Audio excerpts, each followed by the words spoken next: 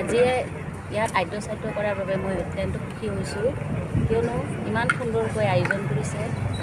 বিশেষকৈ ছাৰে কমলাকান্ত ছাৰে গুৰুত্ব বেছিকৈ দিছে, মোৰ ভাল লাগিছে।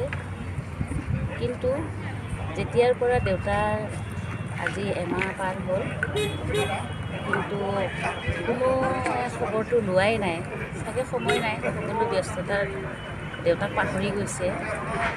আগতে প্ৰগ্ৰাম বড়ো গ্ৰুপ লাগিলে কোনো মোবাইল ফোনো সেই সময়ত নাছিল। তেতিয়া গাড়ী এখন লৈ অসম চৰকাৰৰ যিটো সাংস্কৃতিক সঞ্চালকৰ পৰা যিকোনো মানে তাৰ পৰা সদস্য বা মেম্বাৰসকলক মানে পঠায়, ৰাতি 12টা, 1টা, 11টা তেনেকৈ গৈ মানে সিহঁতে মাতিব দৌৰ মাৰি যায়। কিন্তু আজি মৃত্যু শুনিও মই অথচ খবৰ দিছোঁ, গম নোপোৱা নহয়, সকলো গম পায়। কিন্তু আপোনাক এইখিনিতে প্ৰশ্ন এটা সুধিব বিচাৰিছোঁ। হয়, অলপ আগতে অসমৰ কেইবাজনো স্বনামধন্য মানে শিল্পী সাহিত্যিক মৰি যোৱাৰ পিছত বা কিছুমান লেখক মৰি যোৱাৰ পিছত অসম চৰকাৰে খুব তৎপৰতা দেখুৱাই মানে তেওঁলোকে তাত গৈ মানে সন্মান কৰিছে বা তেওঁলোকে গুৰুত্ব দিছে। কিন্তু ক্ষীৰোদ খাকলাৰী এজন বঁটাপ্ৰাপক, ৰাষ্ট্ৰপতি বঁটাপ্ৰাপক, সংগীত নাটক একাডেমী।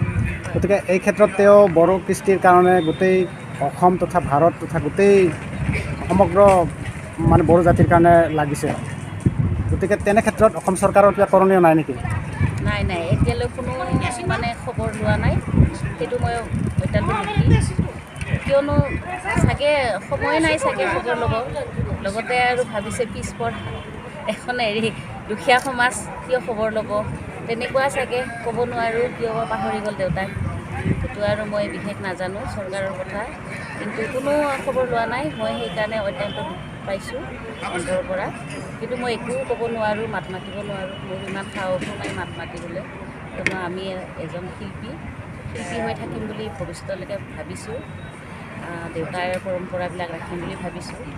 ক'ব নোৱাৰোঁ কিমান পিছলৈ সহায় পায় বা পাওঁ, তেনেকৈ আৰু সেইখিনিয়ে মই ক'ব বিচাৰোঁ। যি স্মৃতিচাৰণ সভাত মই যোগ দিয়াৰ সুবিধা পালোঁ, এই স্মৃতিচাৰণ সভা হয়তো মোৰ জীৱনত কেতিয়াও মই জীৱিত কালত পাহৰিব নোৱাৰোঁ। এটা কথা মহন্ত ডাঙৰীয়া মৰাণদেকে এটা বস্তু লৈ সাৱটি আছিল, সেইটো হৈছে বড়োসকলৰ প্ৰতি অপৰিসীম মৰম। যিটো এটা দিন যোৱা নাই, তেখেতে হয়তো এটা মুহূৰ্ত যোৱা নাই, যিটো সময়ত তেখেতে বড়োসকলৰ কথা কোৱা নাই। ইমানেই বড়ো অন্তৰ প্ৰাণ আছিল আৰু সেই জাতিটো উত্তৰণৰ সদায় চিন্তা কৰিছিল, প্ৰতি মুহূৰ্তত চিন্তা কৰিছিল, যিটো চিন্তা তেওঁ নিজৰ পৰিয়ালৰ কাৰণে কৰা নাছিল। সেইকাৰণে আজি এই স্মৃতিচাৰণ সভাই যেন মোক আকৌ নতুন এটা শক্তি দিলে। সেই তেখেতসকলৰ কাৰণে আৰু কিছু কাম মই কৰি যাব পাৰোঁ মোৰ জীৱিত কালত। আৰু মহন্তৰ কৰি যোৱা কামৰ হয়তো মই ভাগ ল'বলৈ মই সক্ষম নহয়, কিন্তু মোৰ সাধ্য অনুসাৰে মই যিখিনি কৰিবলৈ মই সক্ষম হওঁ, সেইখিনি কৰি যাম বুলি মই আশা ৰাখিছোঁ। তেওঁলোকে মোৰ